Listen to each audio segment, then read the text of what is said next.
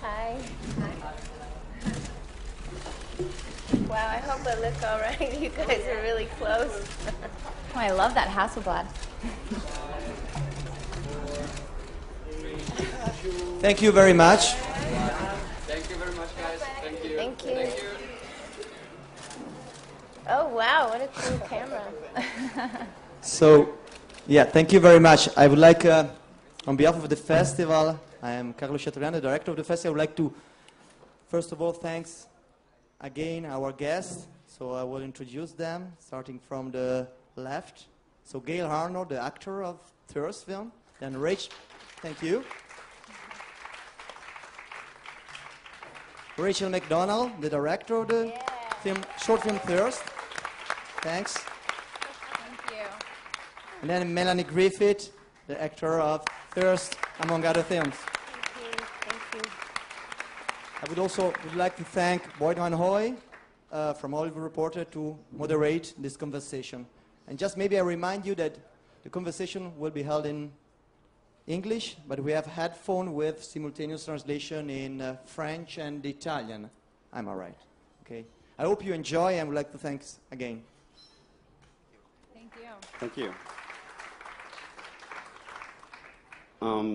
Well, welcome everyone. Let's just start. I want to ask Rachel if you can briefly describe the film for those that haven't seen it. But I don't really want to hear about the story. I'd just like to hear what the movie is about in terms of themes and. Okay. Firstly, thank you everyone for being here. This is really exciting for us. Thirst is, without talking too much about the story, I think that Thirst is a lot about compassion and human connection. And there are definitely themes of mercy, which I think reflect mercy on ourselves, mercy on each other, and sometimes that comes in the form of complete strangers or through people that are already in our lives. But I definitely think compassion and mercy are big elements of this film, and with an undercurrent of addiction. So. Okay, and now I'm going to ask you, Melanie and Gail, could you talk a little bit about how your characters fit into that sort of template in the story of compassion? My character, Sue, is a down-and-out alcoholic who is maintaining, and this young man comes into her life, and they have this sort of understanding, and they go through a metamorphosis together that was very beautiful. It was beautiful to shoot, and Rachel, I must say, was an incredible director and really allowed what happened without the words to happen in the film. And it was an incredible experience, and I'm here because I believe in her and I love the film, even though I hate watching myself. But I love what she does, and I want to support her in making many movies. Gail, what about you? Who do you play, and how does your character fit into the story? My character, who is named on script as John, he sort of comes in about halfway through the film, and he sort of echoes and puts a slightly different spin on the world that Sue is in and that Billy the bartender is in. He kind of has a bit of an oracle quality. He's saying things that he doesn't seem to have any reason to know, and makes a few sort of offhand statements that become echoed through. In a nutshell, that's what he's doing. Yeah. And Rachel, could you very briefly talk about Billy? Because, he's the third main character, and the film starts and also ends, I think, on him. With Billy, yeah. Billy is played by Josh Pence, who's a wonderful, wonderful, talented actor. Wish he could be here. But Billy's character, we meet probably in the darkest place of his life, where he's contemplating ending his life. And then we watch Billy as he chooses not to take his life, take a next step towards something different. And then we see his transformation through the relationships with the people like Sue and John in the bar, and how those unlikely friendships influence him and his course. The movie set over a couple of days? It's set over 3 days. 3 days, if I remember correctly, yeah. Could you talk a little bit about how the story was developed? Sure. The story was actually inspired by a true story with the writer Michael Albanese, who is a very good friend of mine, and he and I were developing another project together, and he told me about a time in his life when he was living in New York City in the 90s and basically had a couple quarters to his name, which he used to buy a cup of coffee. And he was broken. Which is also a scene there's a scene in the movie there is just a like scene that. Yeah. just like that in the film, where Billy takes his first step out with a couple quarters and buys a coffee. But yes, Michael was just really disconnected and having a really hard time in New York, and got a temporary job at a bar in Hell's Kitchen, which at the time was not a place you really wanted to find yourself working if you're a young, aspiring artist in a big city. So through his time in that bar, he had some encounters with a character actually named Sue and other people that came in and out of the bar that really affected his life. And he said that, you know, when something haunted him, he would write about it. And so he wrote this beautiful script, and we developed the story together. You're a young filmmaker, you have a screenplay, you have a great story. How do you get Melanie Griffith in your movie? That question's come up a lot this week. We're very, very, very fortunate to have this. I mean, we have an amazing cast in this film, and for a short film, I think that a lot of people have called attention to that, and it was a true honor to work with such amazing, talented actors. But specifically, getting Melanie to join this project came through. We were working with a really wonderful casting director, Anya O'Hare, in Los Angeles, and we sent her the script, and we were talking to her about the project, and she actually recommended Melanie. And we instantly said, well, obviously, that would be amazing. Can we send her the script? And so Michael and I prepared a letter, just wrote a really impassioned letter to Melanie, and sent it over to her with the script. And a couple days later, she invited us over to her home so generously, and we got to talk about the project in person, and connected instantly, and left feeling really excited at the potential of working together. So that's how it happened. Melody, I'm sure this was not the first time that you received that kind of letter with attached to a screenplay. What made this one stand out for you? Why were you like, oh, I need to talk to these people and I need to get involved? Well, it's not like lately I've been offered a whole lot of jobs, really. But it was more the letter, the story, reading the script, and then meeting Rachel and Michael. But really meeting Rachel, it made me want to do this very badly, and I thought it was a great challenge to play that part, to play an alcoholic, since I am an alcoholic. I mean, a recovering alcoholic, and I thought that it would be a good way to sort of get that out of my body, my mind, my psyche. And when I met Rachel, I just saw something in her eyes that was very familiar to me, kind of like meeting a person that you know, that you've kind of known before. And so the best part was actually working with her and with Gail and with Josh, and yeah, that was it.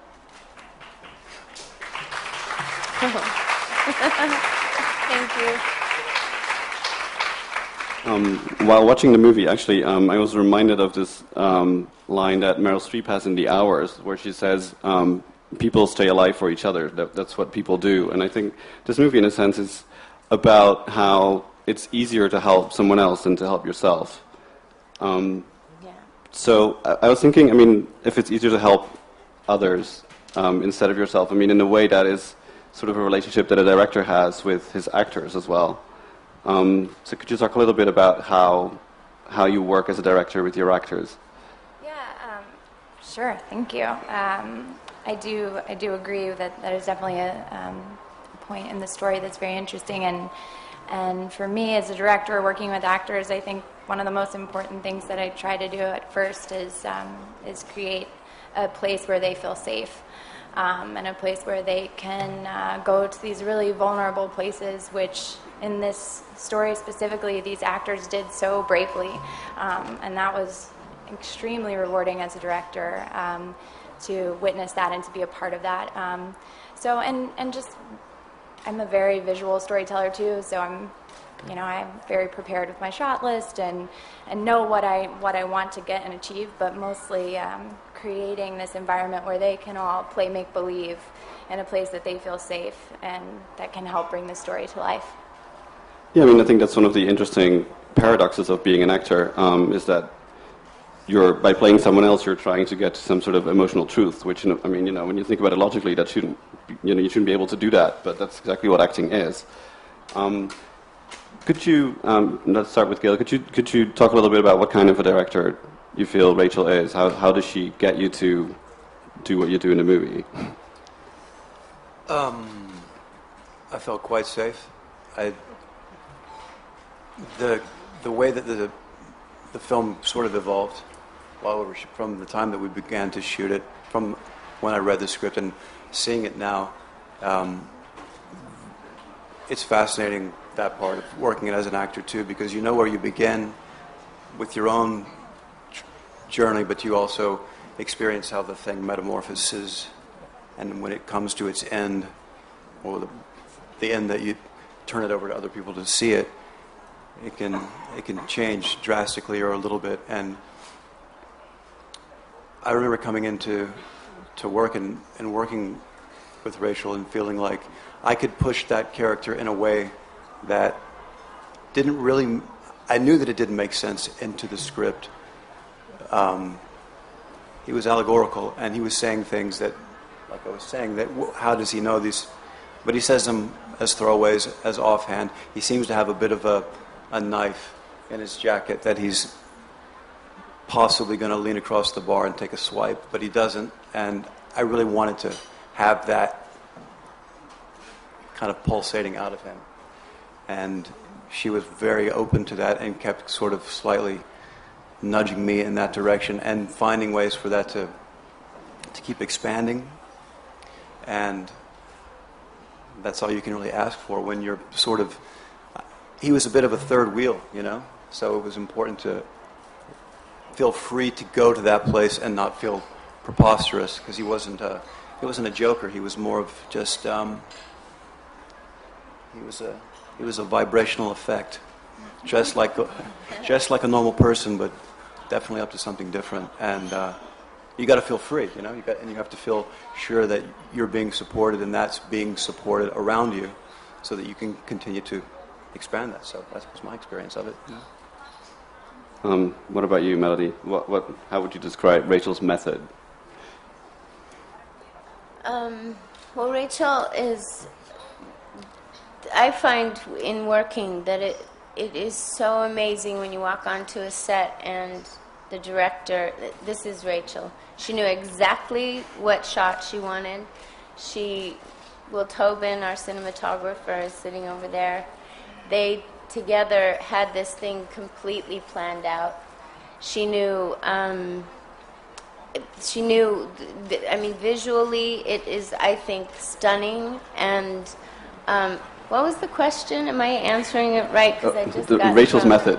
What? Rachel's method as a director. Rachel's method of directing, with me anyway, was one of great freedom.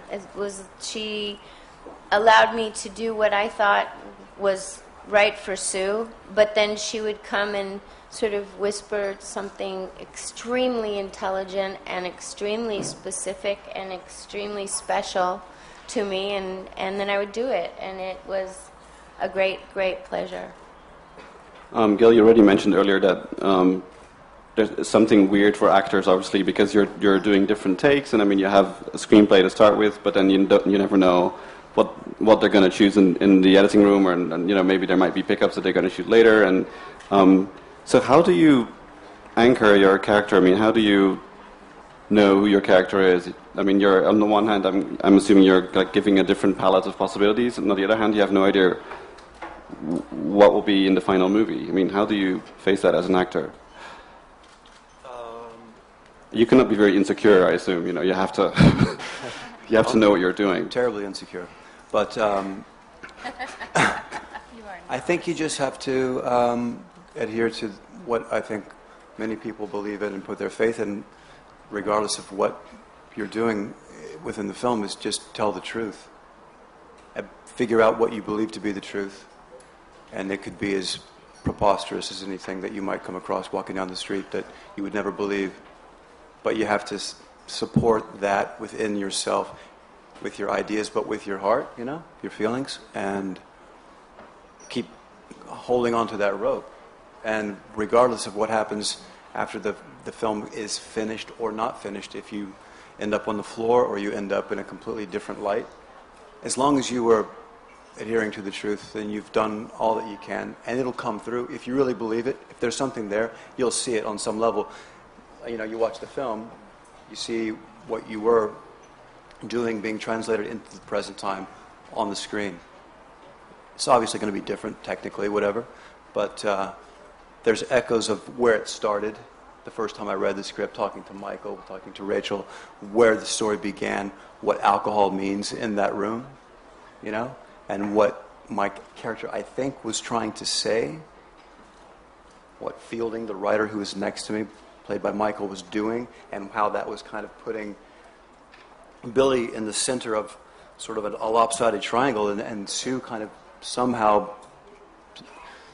feathers that all together and helps him see all the cards in a way that I don't think would have ever. And that's what I'm saying, the truth. You don't know what it's going to be. You play what you can do and what you believe in, and the stories and the director hopefully will take care of the rest, you know, I guess. What about you, Melanie? Beautifully said. Yeah, really good. What about me? What? I mean, what was the sort of anchor or gravitational force? What was the thing that was holding the character together for you while you were shooting? Well, I studied with this guy named Harry Mastro, George, when I was in my 20s, and he said acting is a child's game played with adult rules. So once I do all my homework, which is basically imagination and figuring out the character for me, which wouldn't make any sense to anybody else if I said it. If I just am that character, then that's the best that I can do. A question for both actors. Is there a different way you prepare or you approach a short project? I mean, this is 24 minutes long instead of a feature, or is there really no difference? Because, I mean, obviously you have less scenes to sort of build your character and have an arc. And that's kind of like, that sort of sounds like, would you look different in a Polaroid than you would in a videotape? Yeah. You're always the same person. You're always doing the same thing. So I don't think so. I think maybe you over-concentrate sometimes when you know there's going to be a limited amount, because you want everything to land. But that's a trap too, because then you could overstate the obvious or get in your own way. Maybe. Yeah, but that's kind of like if you do your homework before playing the character, then it doesn't matter. Somebody said there are no small parts, only small actors. Right? Wasn't it that, or is it no small actors, only small? No. No small parts, only small actors. Like it doesn't. You don't have to. Even if it's just a short film or it's a second or 5 seconds, if you know what you're doing and you're full, then it's the same as if you're doing a 5.5-hour film, which all those people are watching over there now.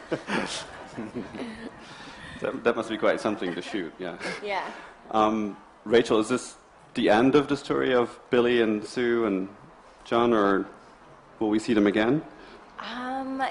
It's something I was writing to Michael, the writer, about yesterday. I said, I think people are actually interested in seeing what's going to happen next with these characters, so get out your in. I'm not sure. I'm developing a couple of other projects right now, and Thirst was sort of just this project that came together out of a passionate conversation that I just felt compelled to shoot. And it stayed a short format, so that was what we did. I would definitely be open to exploring it with Michael, and I'll have those conversations. But as of now, this is Thirst, 24 minutes. Melody, do you have any idea what might happen to Sue after this? I mean, should there ever be a sequel? I'll probably get in trouble with Michael if I say that's not what I think. I don't know. I would really love to do that. It would take all of us, I think, to figure out the right thing. Maybe John and Sue go off and start a business. I think they already had Open a a bar. business going on. I think there already was a business happening in that film. I would love just to comment on what you were talking about with Melanie and Gail, just about the way that they approach a short film. And from my perspective, I have worked on many big feature film sets, not where I was directing, and have witnessed, incredible actors. And I thought that this cast really came to this film and treated it with the same respect that they would treat a big project. And what Gail was saying about truth was so important to me, and something that I felt very much on our set. And that's something that's so beautiful about working with really great actors who are dedicated to their craft and who really explore their characters, is that they are honest. And when you can feel that honesty, I think that is what drives the story. Yeah, I mean, just for the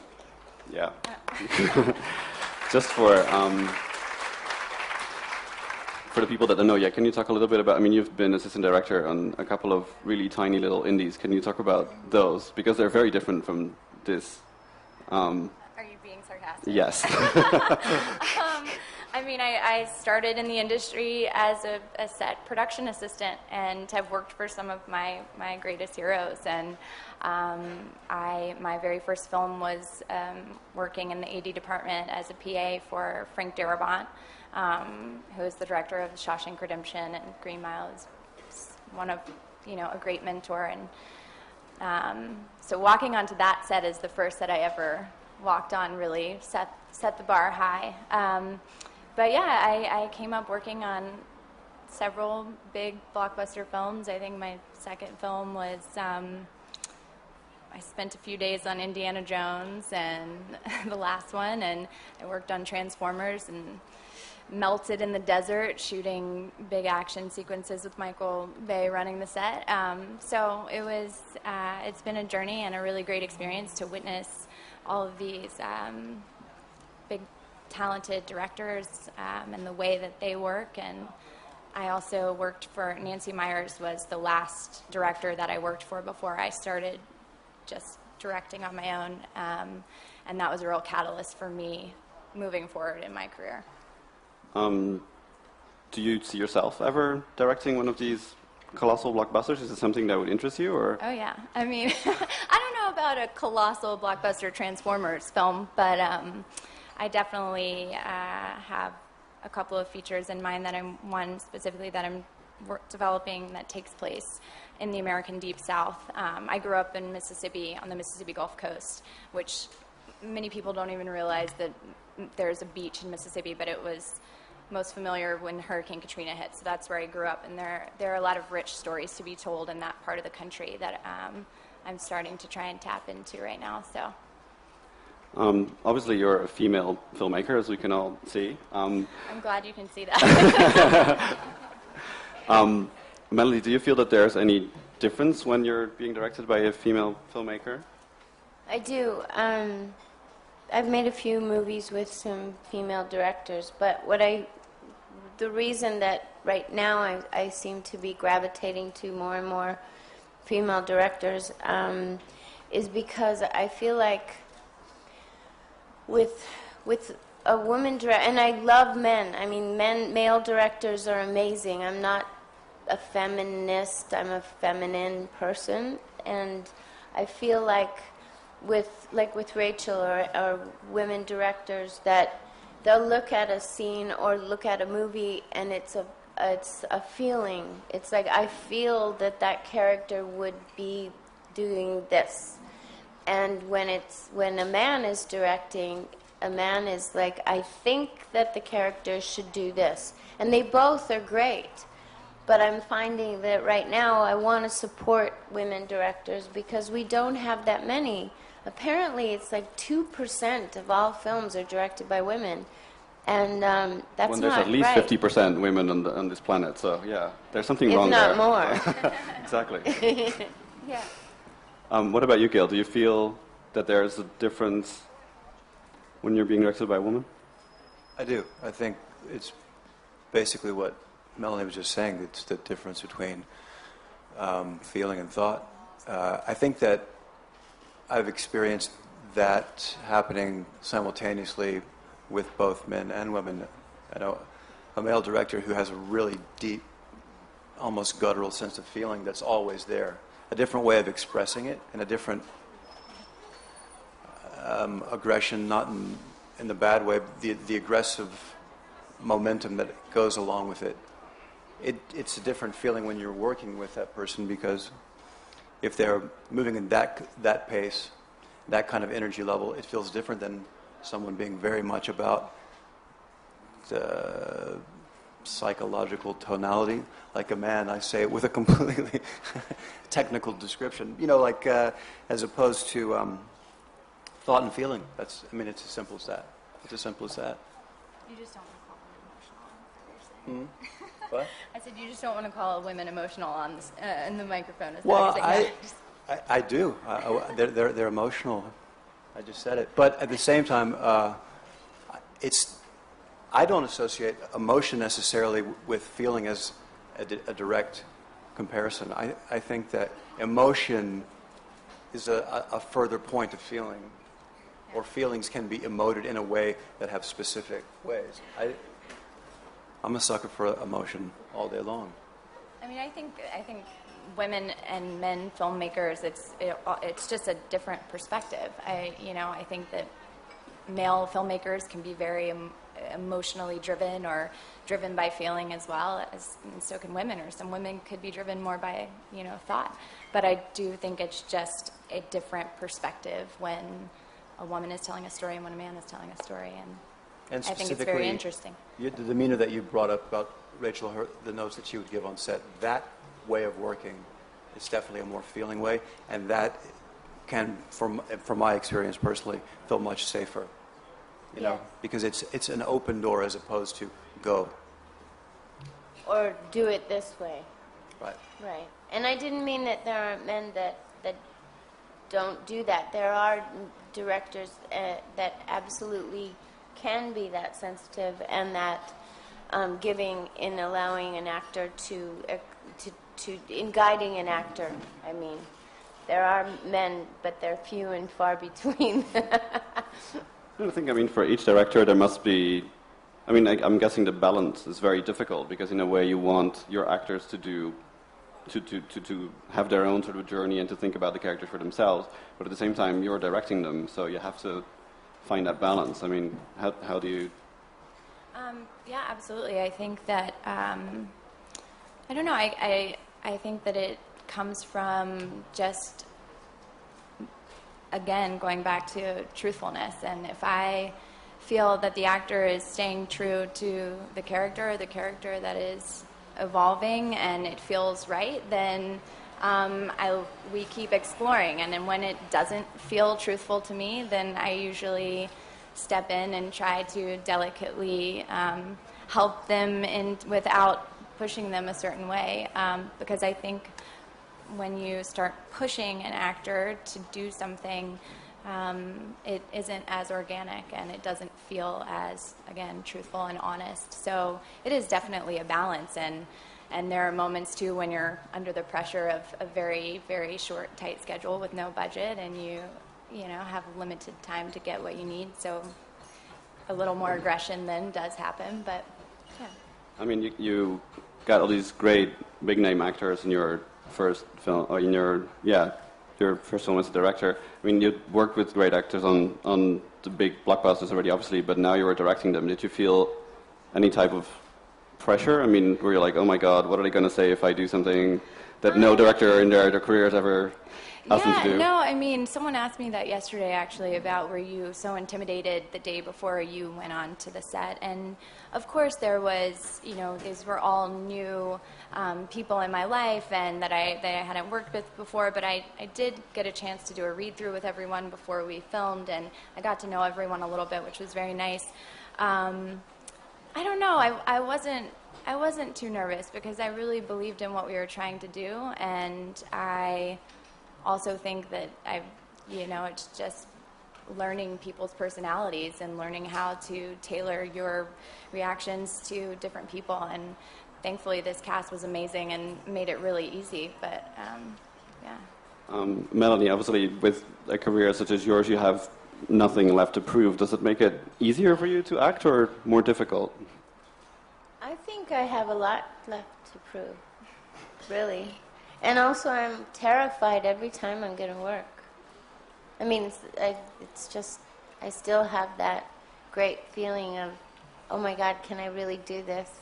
Which is a scary, scary feeling, but it's really beautiful when you do it and you feel it and you make it work. Yeah, I guess, I mean, most actors, they try to sort of use that fear somehow and turn it into something positive, I guess. I mean, I'm not an actor, but... Do you feel that, Gail? Do you ever get that? Am I ever fearful? No. Of course. I think if you can find it, that's a fascinating idea, trying to use the fear.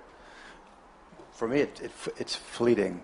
I can be horribly terrified, and the second that I realize I'm horribly terrified, somehow it's kind of gone flat, Mm-hmm. So, I guess that's how truth always helps, because you can be saying something that feels like it's made of concrete, but if you believe it because you know where it came from, you can say it 10 or 15 or 20 times. Believe the idea, believe the feeling that made the idea inside the words, and yeah. Okay, I think we have time for a couple of questions from the audience.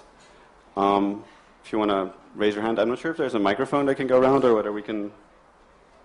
Yeah? Hold on, there's a microphone just there. Hi. I wanted to ask you about raising the budget, and I read someplace, I don't know if it's true, if you did crowdsourcing. We absolutely did. We raised our money on Kickstarter. So, yeah, sure. We basically went out and shot. I wrote a treatment for basically a teaser for the film, and we pulled together some resources and actually made our DP stand in as the actor because he looked so much like our actor, and we shot a teaser of the film, and we put that on Kickstarter, and I learned a lot about social media in a very short amount of time. I think I'm starting to get better at Twitter. But basically through social media and Kickstarter, we raised it in 2 different rounds. We raised our first round of money and did our first shoot, and then we had a pickup shoot that we also raised a little money to finish the film. I think it's out there somewhere, but I'd rather not talk about the budget, thank you. But I will say that we were overwhelmed by the generosity of people who don't know us and put their faith in us as filmmakers. And in fact, there are 2 women in the audience right now that drove 3.5 hours from Italy who were part of our Kickstarter and came up to me after the screening, which is so sweet. Thank you so much for being here. An applause for these women. Yeah. Yeah, thank you. But I do think crowdsourcing is a really interesting thing, and I think it's amazing that people can be a part of telling a story in a different way. Okay. Other questions? Anyone? I mean, there's a table between us and you. We won't bite. No? Melanie, I do have a question. Obviously, you're... No. Okay. obviously you're the daughter of a famous actress, and your daughter is about to become a famous actor. I mean, she's already famous, but probably a lot more famous when 50 Shades of Grey will come out. Yeah. How do you feel about that? I mean, do you see parallels between the way that your mother and yourself talked about acting and you do that with your daughter, or is it something completely different? I think that Dakota is going to be better than me, better than my mom. She is amazing. She's really amazing. It's like she's watched all of the mistakes that I've made on all of the things that have happened to my mom. And she's just a force of nature, and she's a really good actress, and she's awesome. I am not personally going to see 50 Shades of Grey. I was about to ask that. I mean, I'm not quite sure if any daughter would want their mother to see that. No, she does not want me or Dawn to go, so we've made a pact that we will not be seeing it, but we'll read the reviews. Okay. The last question, anyone? Yeah, Richard?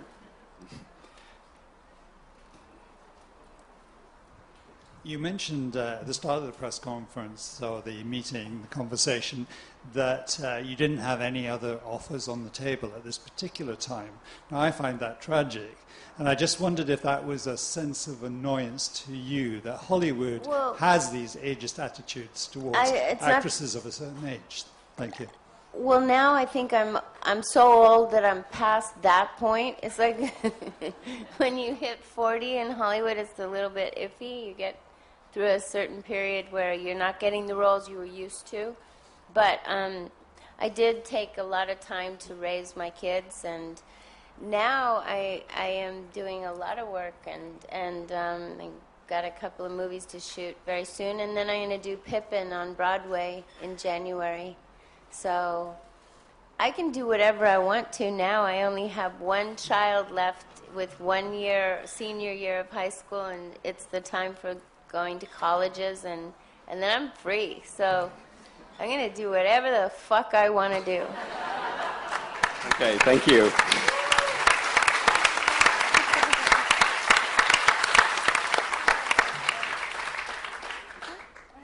Thanks very much. Thank you. Thank you.